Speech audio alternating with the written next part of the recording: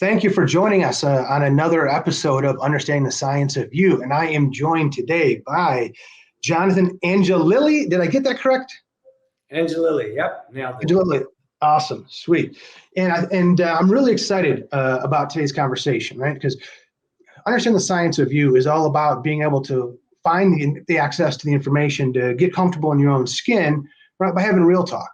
And I think that there's a shortage of the variety of what masculinity can look like, or what guy talk can look like, for that matter. And so I think it's really important for John may call him Johnny, or you and I today that we're going to sit down and have a conversation that I think both you and I would have benefited from being able to have access to in younger years. Even if it was just overhearing it and understanding that was out there, and this is how there's a type of guy that this is, or that it doesn't make you any less of a guy or any less masculine to be this way or that way. Right. And so I really appreciate and want to thank you in advance for being willing to be vulnerable. Right. And, we're not going to obviously say anything that's going to embarrass anybody here, but nonetheless, you're letting people into your private life. Right. And, as guys, we're not taught to just to let everybody in and be vulnerable and stuff like that. So I just want to thank you for joining us here today, allowing you to tell your story and be vulnerable so that people can relate to you. And at the end of this, smile and feel better about themselves because of what they learned from you. So if that's cool with you. It's very cool. Thank you so much. I'm thrilled to have this conversation. All right. So I gave a longer intro than I intended there. So why don't I just then give you a chance to let the listeners understand you, right? What do you want to share about them so they can kind of feel like they've walked in your shoes a bit to understand where you're coming from? Sure. So I'm 43 years old. I'm a father of two amazing children. I've been a personal trainer and wellness coach for 23 years. I have been living in recovery and sober for 22 years. And movement, meditation, and nature connection were really the three keys to help me save myself from this path of self-destruction, which is a very common rite of passage for men to go through when they're young. Perhaps we'll talk about that. I serve mostly mothers. I love serving women. I am a mama's boy, confessed. I have three sisters, and my mother, and the four of them really shaped my childhood so much. So I certainly don't ever claim to speak for mankind in any way, because I my whole life, and I know you can relate with this, and I'm sure other people can too, I've always identified more with women and their thoughts and sensibilities. And I can pretend, and I have male friends, but it was always much harder and much more of an effort.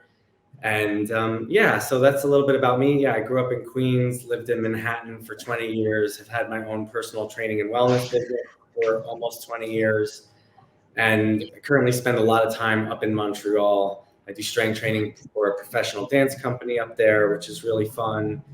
And yeah, I'm thrilled to be here and happy to answer any questions. Awesome. So we're gonna go back to your background here, because I think there's some fun stuff that I want to bring into it to paint the picture. But look, I think it was interesting that you brought up the aspect regarding the feminine influence of the female influence in your life, and I just had a chuckle about that, because most of the things that I've learned that are supposed to be like guy to guy stuff, I was taught by a woman or a female, right? Like the woman, the adult who was responsible for onboarding me into this world is the one who taught me how to shave. Not the guy who was responsible for onboarding me, right? And it was a girl I was dating who taught me that when you look at the car, where that little arrow is above the gas, it tells you what side of the car the gas thing is on. So when you pull in, right? Never knew that in my life. It had been driving for 20 years before I learned that. Another girl I dated taught me how to drive a stick. Mm-hmm. Really, I mean, to your point, there's a certain I think sometimes teaching relationship that can be easier, especially for guys that are wired differently, whether they want to call that neurodivergent, being sensitive, just being connected to energy, right? That makes that type of relationship. But I want to create the contrast a bit more here, because that's obviously where the knowledge comes, is in your journey and understanding. For you to get to where you got to, it wasn't because there was all the breadcrumbs were laid out for you and everything made sense, right? You grew up in Queens, right, New York. Describe the neighborhood. Yeah, we were solidly middle class, towards the low part of middle class growing up. I did have the privilege of growing up in a 2-parent household with a lot of love and other stuff too, but a lot of love. Yeah. And in a beautiful neighborhood of Queens. It's not what most people envision when they think of Queens. So it was a beautiful neighborhood, but I was born in 1980, and yeah, the city was not in the best shape then. And I was pretty sheltered. I went to a private school out in Long Island, and yeah, I chafed at school. I was a mover. I would have been the hunter, warrior, scout of the tribe. I just needed to move. I needed sensory input and motor output more than a lot of other kids. And I excelled there, but I didn't really, I did okay with grades, but I always just felt, a bit imprisoned at school. So, so it was a solidly middle-class upbringing for sure, but there were plenty of challenges. I mean, would you say was your neighborhood full of a lot of different backgrounds, ethnicities, cultures, religion, or was it pretty much like, hey, everybody kind of went to the same school, everybody went to the same church? What was that like? Yeah, I mean, it's pretty diverse. It's all relative, right? Queens County is the most diverse county in the world. There's more languages spoken in Queens County than anywhere else in the world. My neighborhood in particular was a lot of Italian and Irish at the time. And now there's a lot more Asians, and it's become much more diverse, people of color. But when I was growing up, it wasn't the most diverse place in Queens, that's for sure. So the strong Italian and Irish influence in your neighborhood is what introduced you to Taoism? Okay, all right. So here we go, folks. Now we understand where the contrast lies. So, all right. So here you are. You are. I think that anybody could probably envision, a lot of older movies about New York and kind of picture you in your neighborhood and that kind of a stuff, right? So now that we've kind of got this, I picture you in like Newsies or whatever. Got your little cap and you're throwing your papers around. Even though it's not it, but that's just how I envision you, and it makes me smile, right? Right. And so now, how do you go from that to understand, even being introduced to some Eastern traditions, Eastern thinkings, right? I don't know what the right terminology, and then kind of going down that other path. And how did that kind of compare to what you were taught as, what it meant to be a man, Right. Well, in 1985, I walked into the movie theater and saw The Karate Kid. And I walked out of that movie theater and begged my parents to take me to the closest dojo that they could find. And I ended up training in Shotokan karate and getting my black belt by age 10. I was extremely dedicated to it, and it was really formative. And obviously that's not Taoist culture, but it was my first entry into, Asian culture. And I didn't really understand or learn the concept of Taoism until my 20s, but I feel like I was very much on that path around age 5 or 6. If you haven't seen the movie, Ralph Macchio just feels like he totally doesn't belong, and he moves from New Jersey to California, and that was how I felt. I was the only boy in my family. I was always the black sheep. I was always kind of didn't fit in at school, like I was saying. And once I started training karate, something inside of me clicked. I had, one of my first deep spiritual experiences doing training in karate.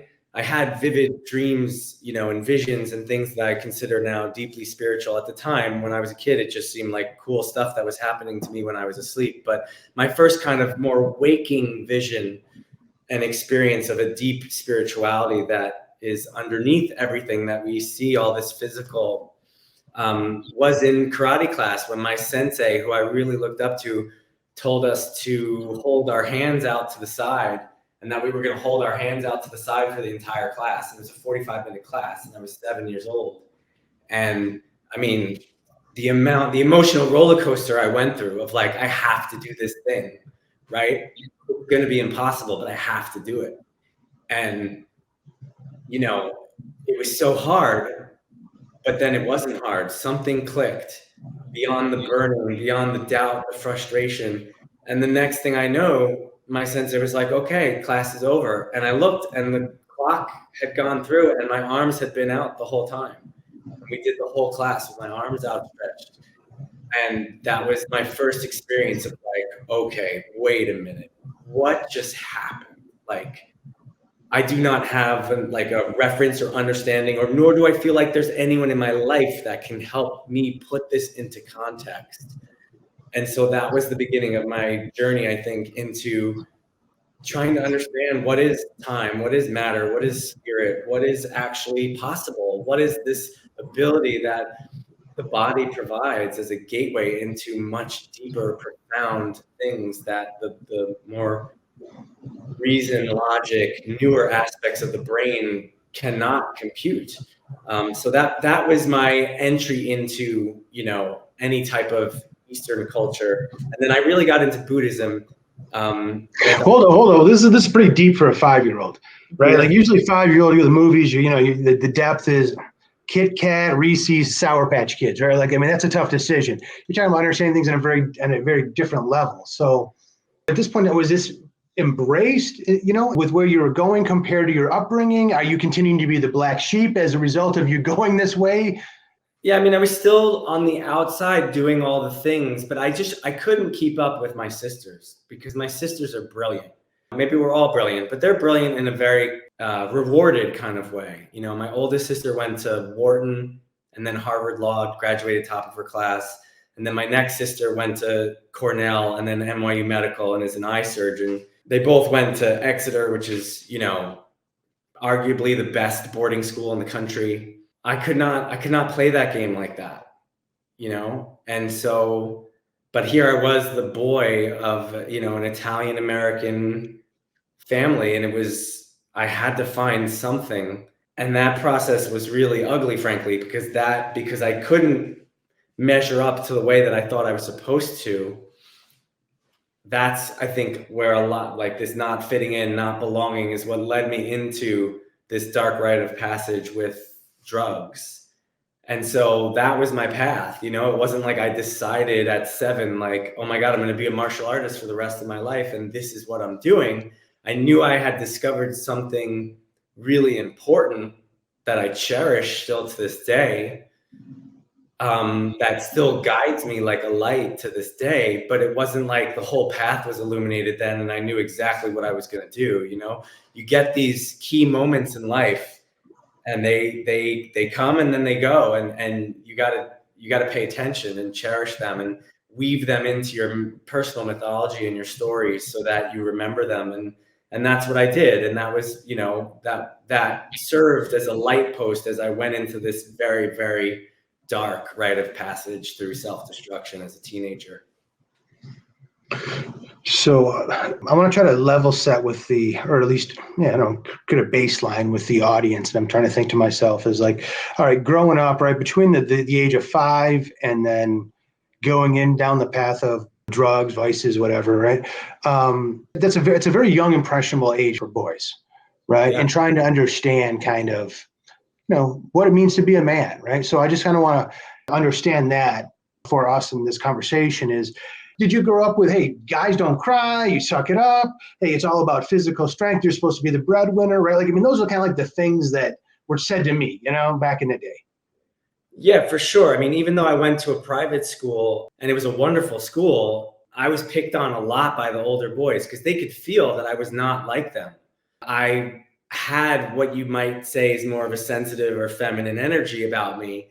And I think to some degree, boys always test other boys, but especially when they sense something different. They test it for weakness.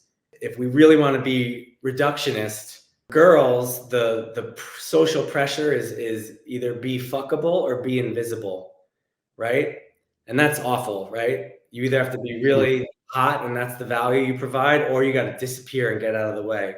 For boys, it's be strong or die, which is as bad. And, you know, when you're different, you get tested. So I had older kids push me down the stairs, spit me in my face, you know, harass.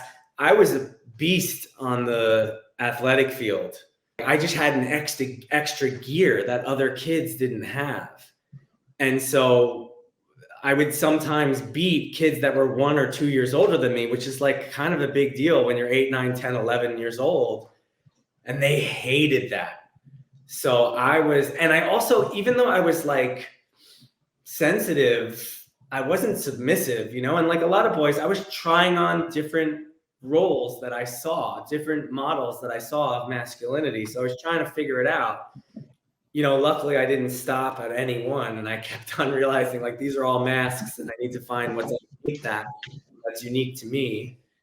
It was a lot of trial and error, but you definitely, when you don't fit in the mold, you are tested and you have to be strong or die. And people find different ways of being strong. And for me, a lot of it was around athletics and fighting even, you know, like I would use my martial arts at a certain point because I mean, one of my best friends to this day, you know, in 3rd grade, he probably outweighed me by 30 pounds, you know, and he had 2 brothers, right? So and a single mom. So he was coming from, you know, a very masculine energy culture, and he's very sensitive too. And that's why we ended up becoming great friends. But it all started with this fight. He wanted to test me, and he outweighed me by like 30 pounds, even though we were in the same grade. And he was tall, a whole head taller than me. And it was a draw, and all the boys watched. And then he respected me, you know. And now he's one of my closest friends. But, you know, that's the way of boys and boyhood. And there's nothing wrong with that to a degree. It's the lack of healthy male models that can help guide that, create a container for that really was missing. And that's when I went into my quest with, you know, I had these answers that I felt like no one in my circle could answer. My father couldn't answer it. My uncles couldn't answer it. My sisters couldn't answer it. My teachers couldn't answer it. I had mentors at school. I was pretty privileged. There were people around me that were knowledgeable, but I knew I would ask, and they didn't have the answer to these questions. So I had to kind of go and figure it out on my own. And that's where the appeal of Buddhism and self-exploration and meditation. And I got into like something called astral projection, which is not something I would really recommend people doing, but it was my way of trying to answer this question of like, what is real? What is actually possible? Okay. Wow. You unloaded a lot more than I was expecting right there. That was tremendous.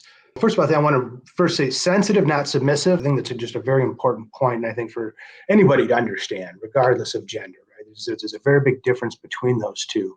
And then the other part is, let's walk us through that healthy step, right? So people are people, everybody's wired to be different, et cetera, right? So roughhousing, quote unquote, being boys in that respect, or being masculine, right? Like there is an element where it looks, if someone's attacking the village, somebody's got to step up and protect the village. You know what I mean? So you got to have people that are willing to do that. But to your point, how do you take that and also manage that then like in a healthy way and have it where then, right, like what would be maybe I'll say it this way, what would be your advice to young men today who want to be able to say, look, man, I like this, right? Like you, I was in athletics. I was brought up that way, right? Like, I was a roughhouser, right? And so, but I didn't understand how to take that into a healthy way, right? So what advice would you have given a young me to say, hey, this is cool when you're 10 or 12. Once you start to get to here's how you want to adjust yourself and understanding as a male and navigate this world. I mean, if we're talking about the transition of, you know, from child to teenager and adult, I think there's a reason why many, if not all, indigenous cultures had specific rites of passage right at that moment. I felt deeply that something inside of me needed to die, and I didn't have a mentor to really guide me into that spiritual thing that needed to die to make space for this adult. The same tool that can cut someone down can perform surgery or forge a new path to somewhere wonderful. So there's nothing wrong with the tools of rough play and physicality. They're absolutely essential to our development, in my understanding. And that's something I've been studying now for close to 30 years, how to transition them to be of benefit, to be of service to your community, to your tribe. That's where the rites of passage come in. And that's the key. You know, I don't have like a single thing to say to a young person that's facing that. I would say that the pain inside of you is real. Something does need to die, and it's not you, it's not your body. You know, I really flirted with self-destruction because I was trying to figure out a way and find my own way to make space for this adult that wanted to be born. And it didn't have to be as dangerous or as irresponsible as it was, or harmful to my relationships and myself. But I didn't have that model, that container, that mentor, that lineage. I'm a huge fan, just generally speaking, of wilderness rites of passage. So finding a school, I did a vision quest, and you know, if there's one time where I feel like, okay, maybe this is when there's no moment where you become a man, but there's moments where I think you realize how much you've grown and you see yourself in a new light. And that was one of them. And I did this vision quest with an amazing school called the School of Lost Borders. They operate out of California, but they help facilitate these kinds of rites of passage. And there's other wilderness schools, For Earth Elements Education, the Tracker School. Luckily, there's more, awareness and more schools now that offer these kinds of things. But nature is the original context for our humanity. When we don't have that connection to nature, we're like animals in a zoo. Animals in captivity do all kinds of awful, harmful things that they never would do if they were in the wild. So, if I did have one general advice, particularly for the teenage years, was looking into wilderness schools and wilderness rites of passage as a way to help you transition from one world to the next. I think that's tremendous. I think that just to add to that would be, helping to understand the difference between I own this land and it is mine to do what I want with, and I'm a steward of this land, responsible for all of its patrons and all of us living in harmony and the proper ecosystem, right?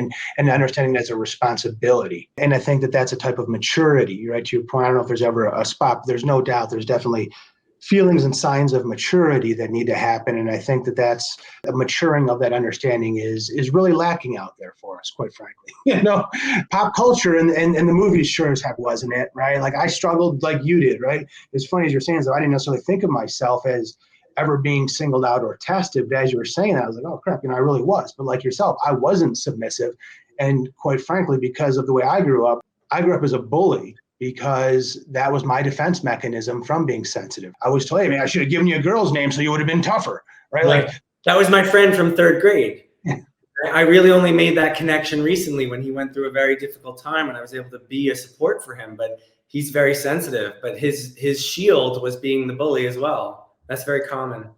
Yeah. And then, then of course you don't feel great about that later on in your life. And so here we are, right? I can't do anything about what's done in the past except for say, hey, I walked in the shoes of being a bully and an a-hole so that I know how to counteract that later on in life and do better. I don't know, right? So that's calling myself out and transforming it to good. Now I want to kind of segue into this next chapter, but you used this term earlier, that game that gets in a rewarded way. Right. And I think that's really, really important. I think that's an important thing with both understanding the science of you, just the concept of that. The concept, I think that's a mature understanding of the world and a mature understanding of what type of options are available, right? Because we're brought up understanding like, hey, there's a system. You go to school, you do this, you go to work, you get a job, right? And as a result, to your point, even if you want to be different, one of the rubs that I've found has been, look, may want to be different, but I still always have to face the practicalities of being in the material world that requires money to have a place to live, to have an automobile, for food, things of that nature, right? And so that does kind of govern things to an extent or create boundaries that may not be inherently feel good and natural. You had to have had a big catalyst to go against that and to keep you going. And so how did you decide for yourself that may be the game? And by the way, I'm not, that there's no way I'm going to let you just leave saying that game and that, your sisters had a one up on you or anything like that. We're going to revisit that and close it out on a positive note, pulling the friend card there. But until we get to that spot, how did you decide that that's not the game I want to play? Right? Like I don't, it's not worth those type of rewards of giving up myself to play that game and then trying to get at peace with that in that journey. It wasn't a decision in my head. It was a knowing in my bones. The rite of passage I went through wasn't like, I felt compelled to do it. Like it felt like this is your only way. This is the way. Fuck everyone. Fuck anyone who tries to tell me shit. I have to burn and break things to understand what's going on right now. I have to test the limits. And it really wasn't a conscious decision. It reached a certain point where I think there was a point of no return. Like I just had to see it through to the other side. I don't know if that answers your question, but I just knew I had to find a different path that made sense to me. Yeah, no, it takes us where we need to get to. And so the feelings, right? This is a big thing. This is one of the things that was hard for me, was being able to put words to feelings and even understanding different, I'll call it skills, abilities, because I would have expected things to be maybe more magnified in the way that I saw them, felt them, experienced them. And in many cases, things are much more subtle than that, right? And so therefore, when I listen to people say, well, I just felt this way. You know what I mean? No, I don't know what you mean, right? Like I spent lots of times trying to understand my feels. And so for those that are listening, when you say it just felt like the way, right? Like I guess kind of give a contrast when you say that and you think about how your body feels. When it doesn't feel like the way, how do you kind of know, and how would you put some words to that compared to when it does feel more like the way, and being able to put some words to that so that to help people better identify those little subtle feelings that they may be going through? It's a great question. There's a great term that's not so well known, but it's called interoception. Intero is like inward, inception, like perception, like perceiving. So your ability to understand the sensations that your body is giving you. Are you hungry? Are you thirsty? Are you angry? Are you sad? Are you afraid? Or more likely, a mix of those things. And what is the most important thing that needs to be addressed right now? Interoception is something that can be trained, which is wonderful, through stillness practice, through meditation, through primal movement, developmental movement, rolling around on the ground, and relaxation techniques that have a lot of sensory input. It's possible to work with an occupational therapist. As a teenager, I feel like you're just learning where your ass is from your elbow. So I was a passionate motherfucker. Like I really had strong beliefs, and I was born that way. I wouldn't necessarily go around and preach them, but I felt things deeply. And I don't know if that's a function of just the way that I was born or the fact that I grew up with 3 sisters and a really strong matriarch, and talking about our feelings was encouraged. I don't know if that's helpful, but I do think that it is something that people can learn to read their body better and better. And some of the most beautiful and important moments of my life, sort of how I met my wife is a great example. My body spoke to me in a way that was just unbelievable and hard for the rational, logical mind to process. But I had enough experience in trusting it that I would follow its lead, Yeah, I mean, do you feel like sinking feelings in the stomach? Are they like pains in the chest? Are they twitches in the arm? Right? Like, I guess, do you have anything like that is one of those things that gets your attention, that when your body does it, it's an indicator? It's a great question. I don't really experience it like that. I'm more experienced like this: sensation, drop into it, feel it, thought arises. So it's less about like, okay, whenever this happens here, I know, that I'm feeling this. I mean, this is an audio podcast, so I'll say, whenever I feel pressure in my heart, I know I'm sad. I've felt that before. That is a thing that I've experienced, but sadness can manifest in other parts of my body. Maybe that's just specific to me. My guess is it's not, but yeah, so it's more like feel the sensation, don't escape it, don't try to like hide from it, breathe into it, give yourself permission, let it move through you, and then what comes up right after that. I'm always telling my students the amazing relationship between emotion and motion, right? There's only one letter difference. And so stopping, breathing, and letting that emotion move through your body, moving with it, handling it, whether it's writing or speaking, and then something else comes up. Then something else is revealed sometimes. There's a clarity. So that's more how I would describe it. Yeah, I think that's tremendous. I think a lot of people can relate to that probably more than what I said. But who knows? And so I'm going to guessing that it was your personal strong beliefs that led you down the path of Taoism and Buddhism versus the other way around, where you developed your beliefs as a result of experiencing Taoism. What's the right chicken or the egg on that?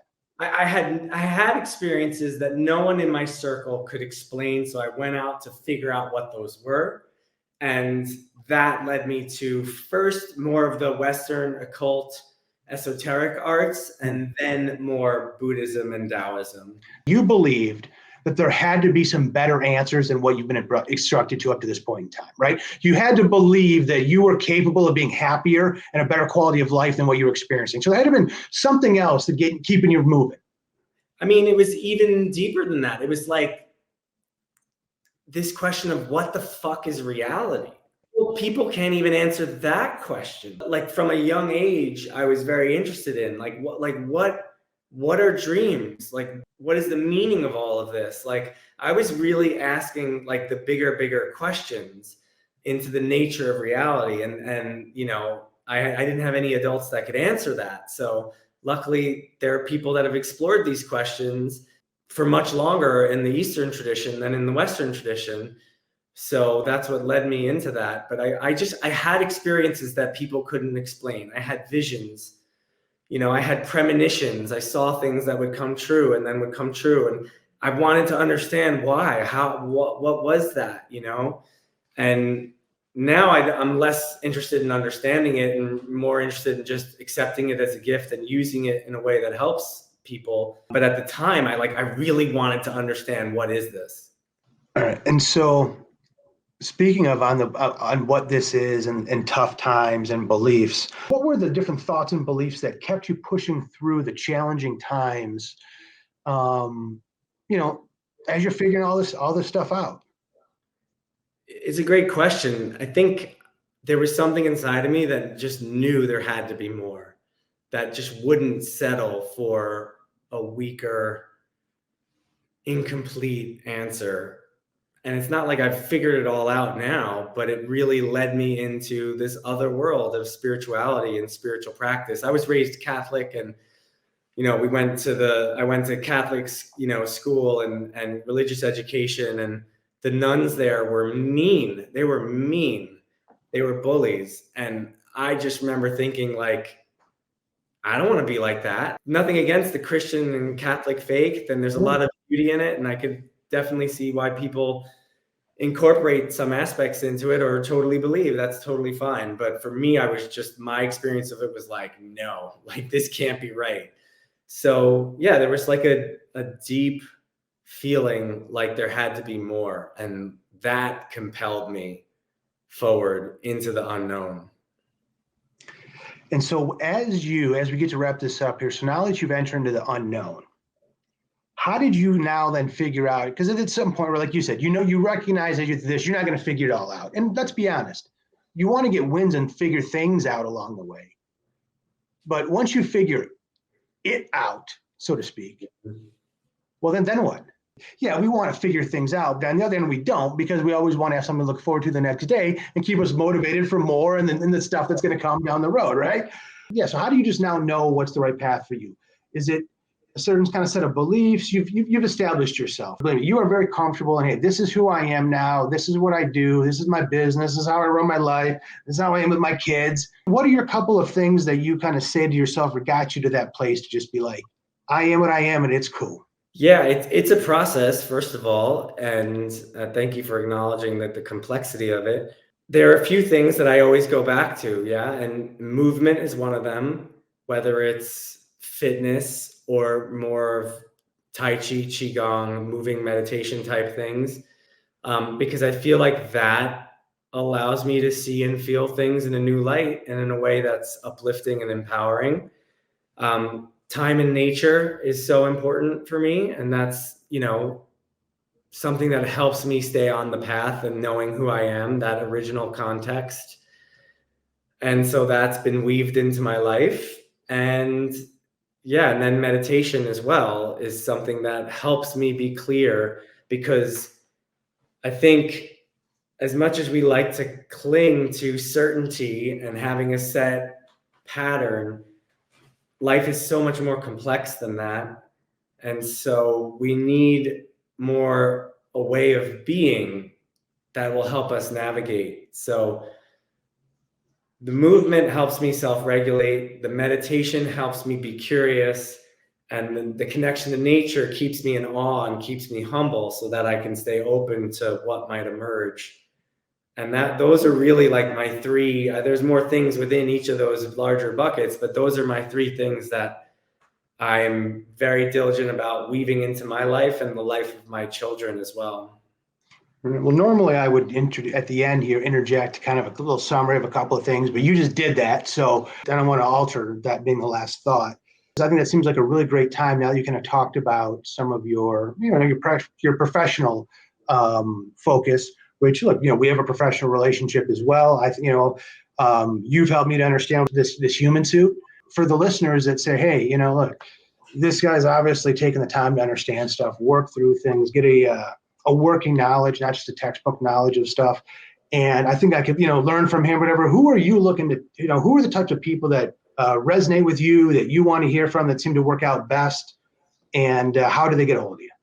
Thanks for asking. Yeah, I have an online coaching program called Breathe, Move, Nourish. And I love supporting burned out mothers who feel overwhelmed, undersupported, and are looking for a more gentle, holistic way to feel safe and strong and powerful in their body. So I work with a lot of women in their 40s, often mothers, often exhausted and feeling very disoriented, not at home in their body or their lives. And often they felt stuck for a long time, sometimes decades. And I love working with mothers, in particular mothers that are open to this more holistic approach. I still like lifting heavy weights for myself and for my students as well. It's just not who it's not that. Own it, embrace it. Yeah. Don't try to make everybody happy. Make you happy right now. Well, there's lots of people that do that, but the elegance of Tai Chi, Qigong, and developmental movement to help people get unstuck is really powerful and unique. So that's kind of what I focus on, especially at first when working with students. So yeah, my website is purestrength.nyc. My Instagram handle is at bmn.coach, stands for Breathe, Move, Nourish, bmn.coach. And yeah, if anyone is interested in learning more, I have a free PDF for mothers that feel overwhelmed and want to just get started and start feeling better in their body. And if anyone listening messages me, just message me mom, M-O-M, and I will happily send it to you. That's fantastic. And but obviously we're going to post the instructions as well, right? So that people can click over and get you as well. And look, I would tell you, it's really worth checking out. It's definitely a nice blend of a variety of different philosophies or modalities that are a student-focused approach. And I would tell you that, as you know, I'm going to say this, the changes in the world are just getting started, my friend. Right. That game being rewarded is very much going to change, right? And so I think that's also going to be an important thing, because look, even rewards in the next aren't necessarily going to look in the form of material, but believe me, your sisters, everyone is going to look at you with plenty of pride, my friend.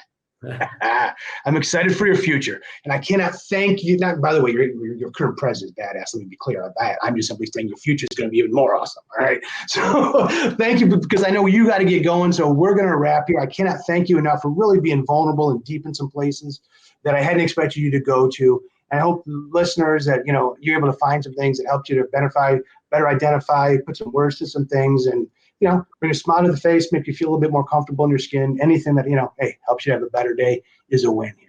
So thanks for listening. Thank you.